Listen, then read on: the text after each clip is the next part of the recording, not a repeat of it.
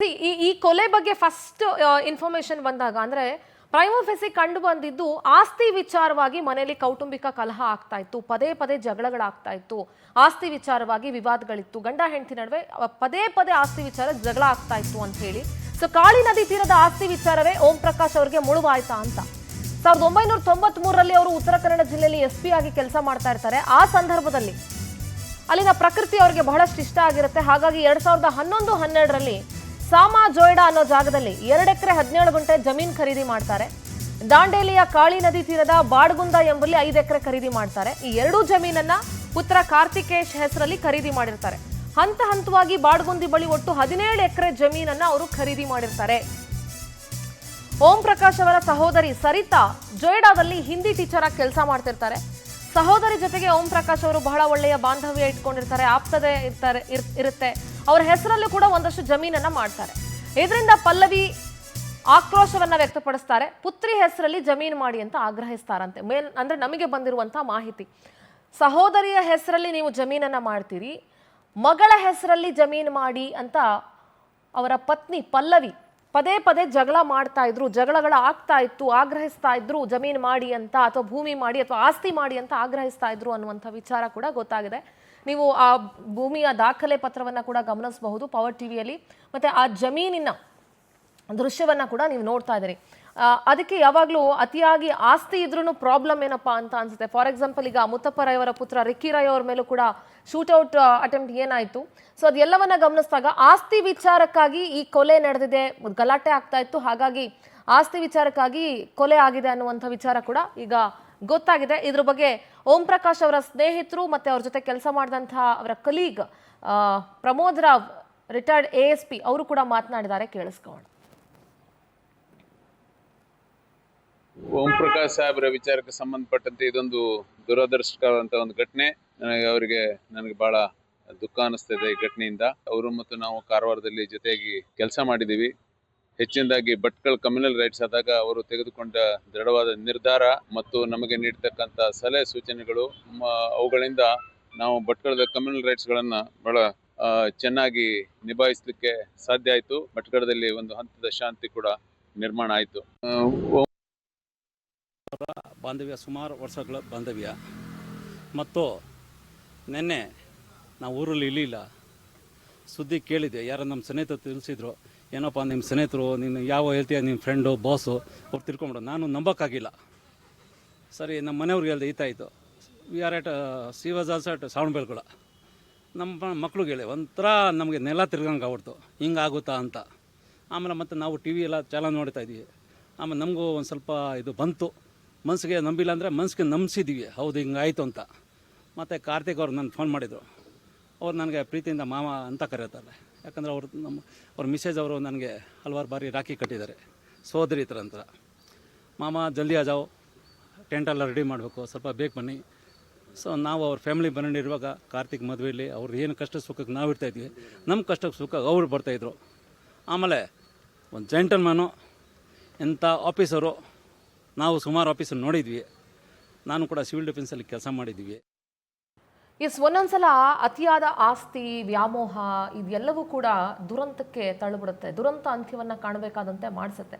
Sir, ಈ ವಿಚಾರದಲ್ಲಿ ನೀವು ಗಮನಿಸಿದ್ರೆ ಸರ್, ಆಸ್ತಿ ವಿಚಾರಕ್ಕೂ ಗಲಾಟೆ ನಡೀತಾ ಇತ್ತು ಅನ್ನುವಂಥ ಮಾಹಿತಿ ಕೂಡ ಸಿಕ್ಕಿದೆ ಸರ್. ಈಗ ಅವರು ಉತ್ತರ ಕನ್ನಡದಲ್ಲಿ ಕೆಲಸ ಮಾಡುವಾಗ ಅಲ್ಲಿ ಒಂದಷ್ಟು ಆಸ್ತಿಯನ್ನ ಖರೀದಿ ಮಾಡಿದ್ರು ಅನ್ನುವಂಥ ವಿಚಾರ ಏನು ಹೇಳ್ತೀರಿ ಸರ್? ಈಗ ಬೇರೆ ಬೇರೆ ಆಯಾಮಗಳಿರುತ್ತೆ, ಕೊಲೆ ಮಾಡ್ಲಿಕ್ಕೆ ಕಾರಣ ಏನು, ಎತ್ತ, ಇದೆಲ್ಲ ವಿಚಾರಗಳು ಬಂದಾಗ ಸೊ ಇದು ಒಂದು ಪ್ರಮುಖ ಅಂಶ ಗೊತ್ತಾಗಿರೋದು ಸರ್. ಏನು ಹೇಳ್ತೀರಿ?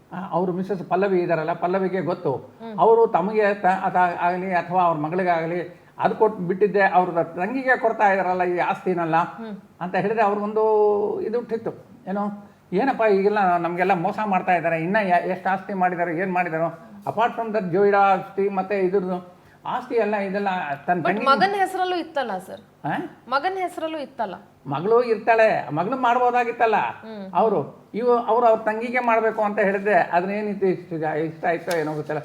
But the thing is why the post mortem was being done, we have got three pairs of 3 different parts of the brain, because I am a forensic scientist. I have worked in the forensic science for 5 years. ಅದರಲ್ಲಿ ಏನಾಗಿದೆ, and we have to collect the cells and then the subject. ನಾವು the Pallavi has to be subjected for this thing, ಯಾವುದಕ್ಕೆ brain ಮ್ಯಾಪಿಂಗ್ಗೆ ಹಾಕಬೇಕಾಗುತ್ತೆ ಈಗ. Brain mapping ಅಂದರೆ narco ಅನಾಲಿಸಿಸಲ್ಲಿ ಹಾಕಬೇಕಾಗುತ್ತೆ ಈಗ. Apart from because narco analysis ಹಾಕ್ಬೋದು, ಬಟ್ ಈಗ whether the court has give the permission or not, that is a different. But anyhow the brain mapping is a must for Pallavi. ಪಲ್ಲವಿಗೆ ಇಷ್ಟೆಲ್ಲ ಅವಳಿಗೆ ಬರೀ ಯಾವಾಗ ಏನು ನನ್ನ ಗಂಡ ಬಂದಿದ್ದೆ ಅವಳ ತಂಗಿಗೆ ಇದು ಮಾಡ್ತಾಳೆ, ನಾದಿನಿಗೆ ಇದು ಮಾಡ್ತಾ ಇದ್ದಾನಲ್ಲ ಅಂತ ಇದೆ, ಅವಳು ಬಹಳ ಇದಾಗಿದೆ.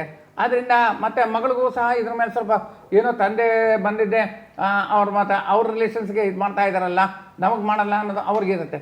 ಬಟ್ ವೆದರ್ ಇಟ್ ಈಸ್ ಏನು ಇವ್ರಿಗೆಲ್ಲ ಇಷ್ಟೆಲ್ಲ ಆಗಿದ್ದು ಸಹ ಭಾಳ ಕಷ್ಟ ಇದೆ. ಯಾಕಂದರೆ ಅವ್ರಿಗೆ let them subject for brain mapping, nobody will object it. Okay sir, ನಾನು ನಿಮ್ಮ ಹತ್ರ ಮಾತಾಡ್ತೀನಿ ನಾಣಯ್ಯ ಸರ್. ಅದಕ್ಕಿಂತ ಮುಂಚೆ ಡಾಕ್ಟರ್, ಇವಾಗ ಅವ್ರಿಗೆ ಆ ಥರ ಮಾನಸಿಕ ಕಾಯಿಲೆ ಇತ್ತು ಅನ್ನೋ ಒಂದು ಅಂಶ ಬಂದಿದೆ.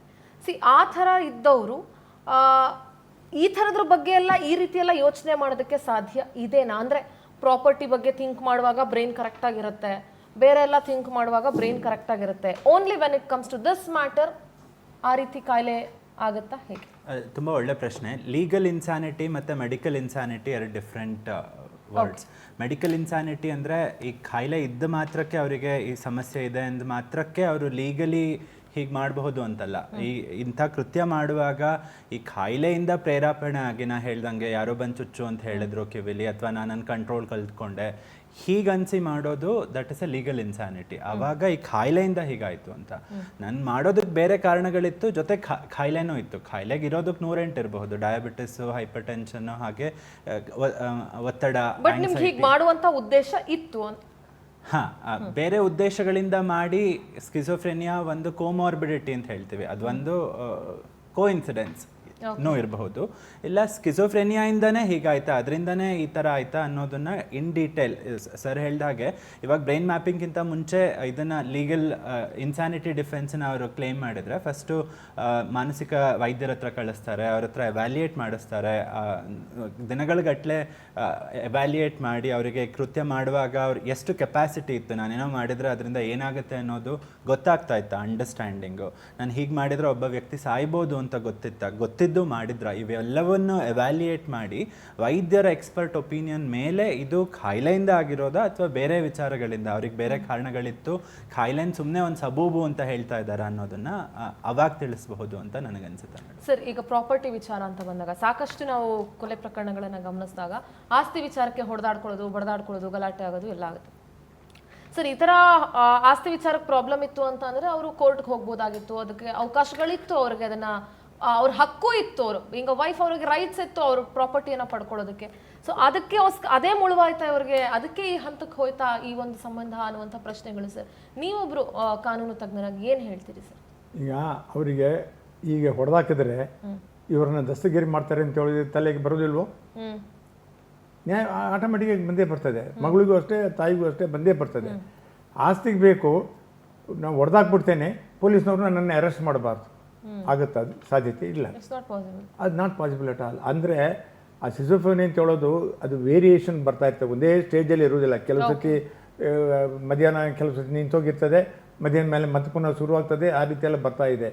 ಆದರೆ ಕೆಟ್ಟ ಮನಸ್ಸಿನಲ್ಲಿ ಉದ್ದೇಶ ಏನಿದೆ ಅಂತ ಹೇಳೋದು ಬಹಳ ಮುಖ್ಯವಾಗಿದೆ. ಈ ಉದ್ದೇಶ ಆಸ್ತಿ ಬೇಕು ಅಂತ ಹೇಳೋದಕ್ಕೆ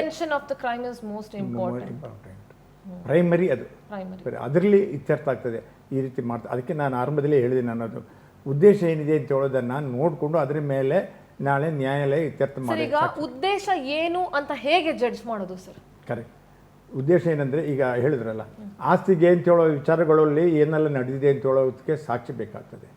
ಅದನ್ನು ಇಟ್ಕೊಂಡು ಇವ್ರನ್ನ ಕೊಲೆ ಮಾಡಿದ್ರೆ ಆಸ್ತಿ ಎಲ್ಲ ನನಗೆ ಬರ್ತದೆ ಅಂತ ಹೇಳೋ ಉದ್ದೇಶ ತಲೆಯಲ್ಲಿತ್ತು, ಇಲ್ಲದ್ರೆ ಬೇರೆ ಆಗಲ್ಲ. ಅಥವಾ ನನ್ನ ಮಗಳಿಗೆ ಕೊಡಬೇಕು ಆ ಉದ್ದೇಶ ಇತ್ತು ಅಂತ ಬಂದರೆ ಆವಾಗ ಉದ್ದೇಶ ಏನದು ಕೊಲೆ ಮಾಡೋದೇ ಉದ್ದೇಶ. ಓಕೆ, ಅದು ಬೇಕು ಅಂತ ಸ್ವಲ್ಪ ಚಿಲ್ಲರೆ ಪಲ್ಲರೆ ಹೊಡೆದು ಬಿಟ್ಟು ಹಾಗೆ ಬಿಡೋದಲ್ಲ. ಇದು 10 ಸತಿ ಚಾಕು ತಗೊಂಡು ಚುಚ್ಚಿದ್ದಾರೆ. ಹೌದು. ಆ ಉದ್ದೇಶ ಏನಾಗ್ತದೆ, ಒಬ್ಬ ಮನುಷ್ಯನಿಗೆ ಚಾಕು ಹಾಕಿದ್ರೆ ಅದೇ ಇವರು ಪೊಲೀಸ್ ಸರ್ ಅಂದ್ರೆ ಶ್ರೀನಿವಾಸ್ ಅವ್ರು ಹೇಳ್ತಾ ಇದ್ರು, ಇನ್ಸ್ಪೆಕ್ಟರ್ ಶ್ರೀನಿವಾಸ್, ಹೌದು, ಇವರು ಹ್ಯಾಬಿಚುಯಲ್ ಅವ್ರು ಮಾಡ್ತಾರಲ್ಲ ಆ ರೀತಿ ಮಾಡಿದ್ದಾರೆ. ಹೌದು, ಅಂದ್ರೆ ಇಲ್ಲಿಗೆ ಹೊಟ್ಟೆಗೆ ಅಂಡ್ ಇಲ್ಲಿಗೆ ಹೊಡೆದಿದ್ದಾರೆ. ಸೊ ಇದೆಲ್ಲ ಅಂದ್ರೆ ಪಕ್ಕ ಗೊತ್ತಿದ್ದೇ ಮಾಡಿದ್ದಾರೆ ಅನ್ನೋ ರೀತಿ ಶ್ರೀನಿವಾಸ್ ಅವರ ಮಾತುಗಳಿತ್ತು. ಐ ಆಲ್ಸೋ ಡೋಂಟ್ ನೋ ಅವ್ರು ಗೊತ್ತಿದ್ದು ಮಾಡಿದ್ರು ಅಥವಾ ಅವ್ರಿಗೆ ಆ ಕಾಯಿಲೆಯಿಂದ ಹಾಗಾಯ್ತು, ಅದು ತನಿಖಾ ಹಂತದಿಂದ ಗೊತ್ತಾಗಬೇಕಾಗತ್ತೆ. ಕಾನೂನಲ್ಲಿ ಹೇಗೆ ಅಂದರೆ 3 ಪ್ರಾಮುಖ್ಯ. Yes, sir. ಒಂದು ಉದ್ದೇಶ ಏನಿದೆ ಅಂತ, intention. Okay number 2, what weapon used. Okay weapon. The third is the place where it is used. ಹಾಂ ಹಾಂ ಇದು 3 ಪ್ರಾಮುಖ್ಯ.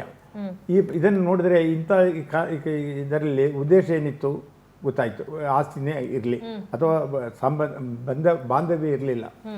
ಎರಡನೇದು, ಕುತ್ತಿಗೆಗೆ ಎದೆಗೆ 10 ಸತಿ ಚಾಕುವಲ್ಲಿ ಹೊಡೆದ್ರೆ ಎಲ್ಲಿಗೆ, ಕುತ್ತಿಗೆಗೆ, ಅದು ಭಾಳ ಪ್ರಾಮುಖ್ಯ ಜಾಗ. ಹೊಡೆದಾಗ ಏನಿತ್ತು, ಕೈ ಕಾಲಿಗೆ ಹೊಡೆದಿದ್ರೆ ವಿಚಾರಗಳು ಬೇರೆ ಬರ್ತಾಯಿತ್ತು.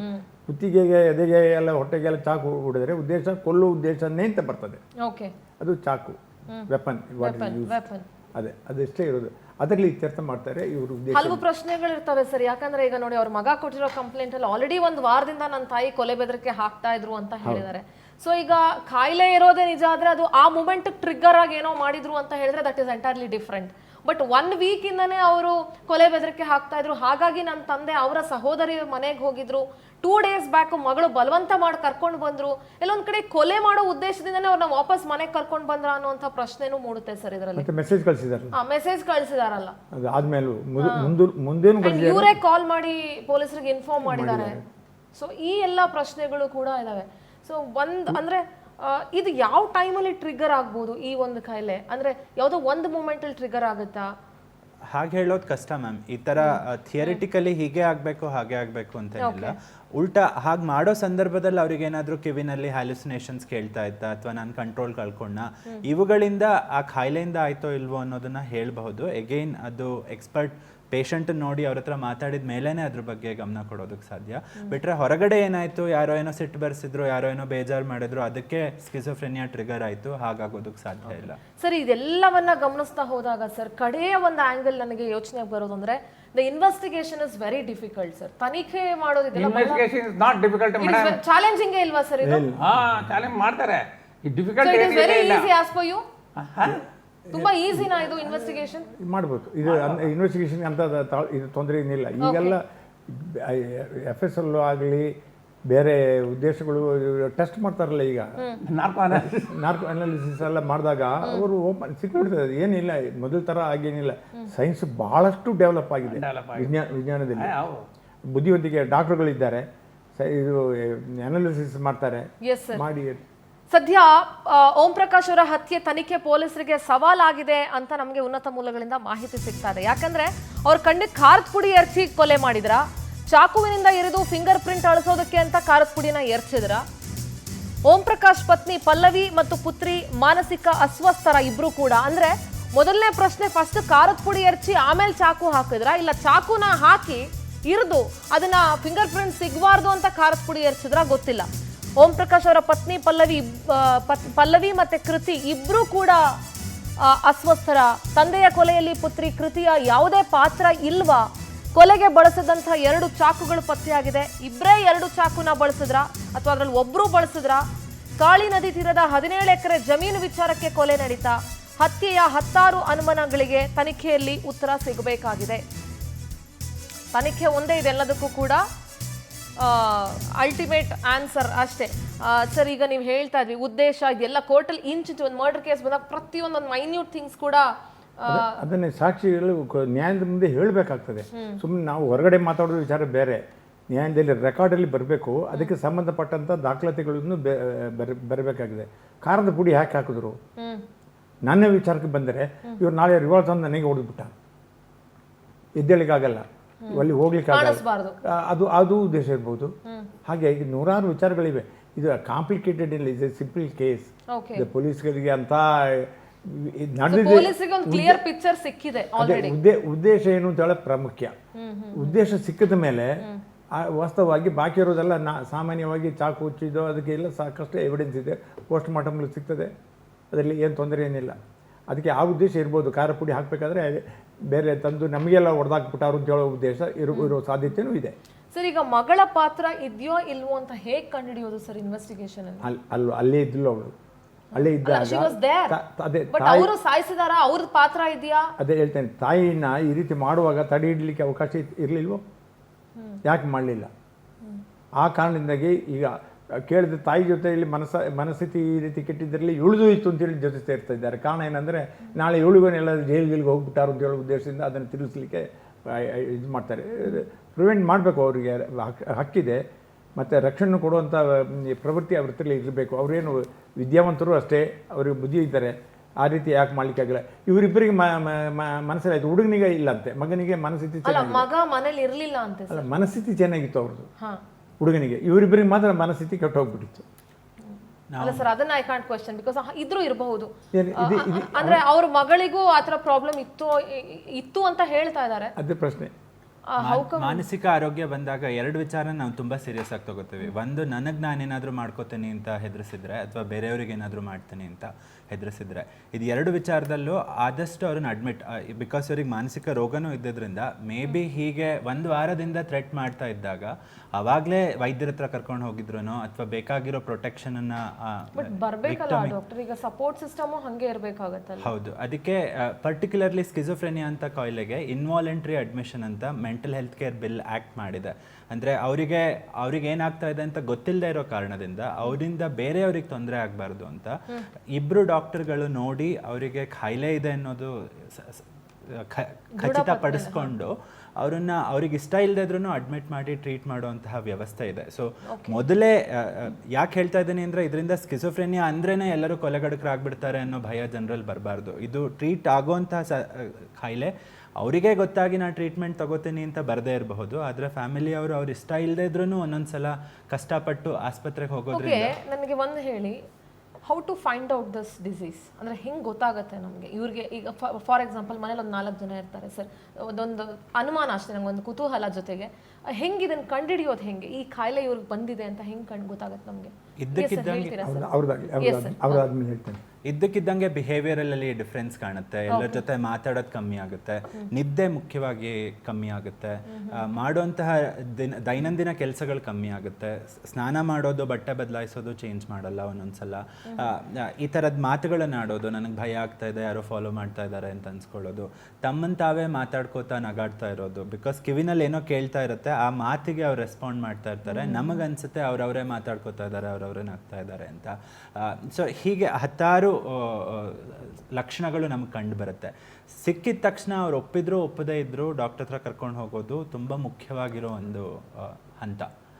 ಅದರಿಂದ ಈ ಥರ ಒಂದು ವೇಳೆ ಇದು ಕಾಯಿಲೆಯಿಂದನೇ ಆಗಿದ್ರೆ ಈ ಥರದ್ದು ಔಟ್ಕಮ್ಸನ್ನು ನಾವು ತಡಿಬಹುದು ಅಂತ ಹೇಳ್ಬೋದು. ಅದೇ ಈಗ ನೋಡಿ, ಈ ವಿಚಾರದಲ್ಲಿ ಆತ್ಮಹತ್ಯೆಯನ್ನು ಮಾಡ್ತಾರೆ. ಹೌದು, ಆತ್ಮಹತ್ಯೆ ನನ್ನ ಹತ್ರ ಇದೆ, ನನ್ನ ಹತ್ರ ರಿಪೋರ್ಟ್ಸ್ ಇದೆ ಮಾಡೋರು. ಈಗ ನನಗೆ ವಿಚಾರ ಆಗಲ್ಲ, ಇವರು ಇಷ್ಟೆಲ್ಲ ಮಾಡಿ ಈಗ ಜನ ನೆಂಟರಿಷ್ಟರು ಅವರು ಬಂದು ಹೋಗೋದು, ಮನೆಗೆ ಬಂದು ಹೋಗ್ತಾರೆ, ಅವ್ರ ಜೊತೆ ಎಲ್ಲ ಹೇಗೆ ಬಿಹೇವ್ ಮಾಡ್ತಿದ್ರು ಇವರು? ಅದು ಶಾಶ್ವತವಾಗಿ ತಲೆಗೆ ಅಂಟ್ಕೊಂಡಿದೆಯಾ ಅಂತ ನಾನು ಅದಕ್ಕೆ ಈಗಾಗಲೇ ಹೇಳಿದೆ, ಮೆಸೇಜನ್ನು ಭಾಳಷ್ಟು ಜನರಿಗೆ ಕಳಿಸ್ತಾರೆ ಇದರ ವಿಚಾರದಲ್ಲಿ. ಆವಾಗ ಅವ್ರಿಗೆ ಇರಲಿಲ್ವೋ? ಇದ್ದಿದ್ರೆ ಹೆಂಗೆ ನಾರ್ಮಲ್ ಆಗಿ ಹೆಂಗೆ ಕಳಿಸೋದು, ಹೇಗೆ ಬಿಹೇವ್ ಮಾಡ್ತಾರೆ? And the things she has mention in this message ಅಲ್ವಾ?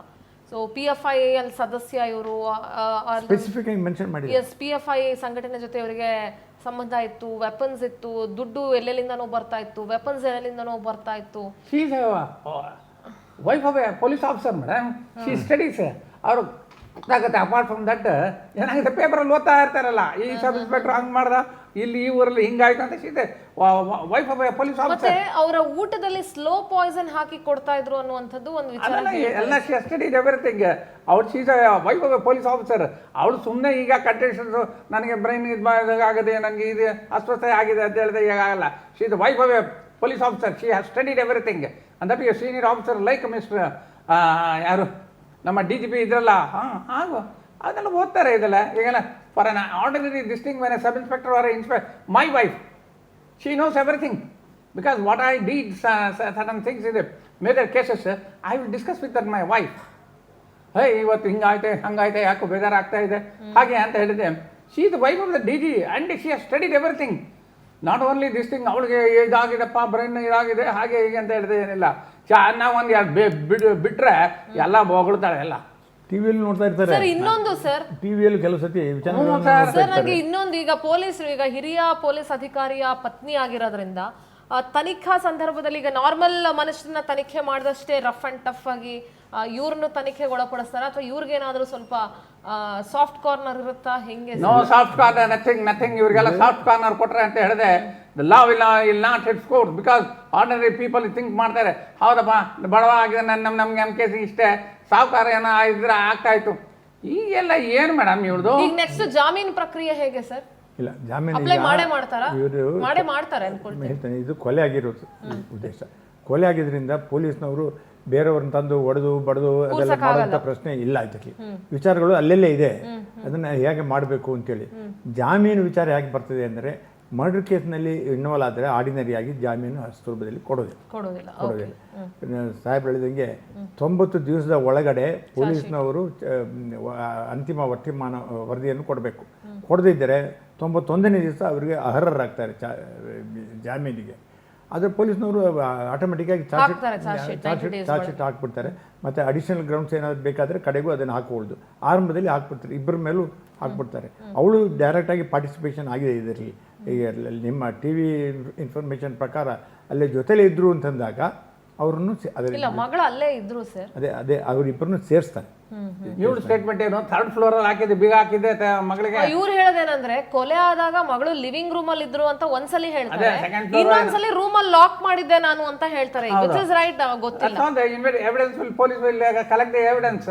ಹೌದಮ್ಮ, ನೀನು 3rd ಫ್ಲೋರ್ ಅಲ್ಲಿ ಇದ್ರೆ how you know that she is in the 3rd floor?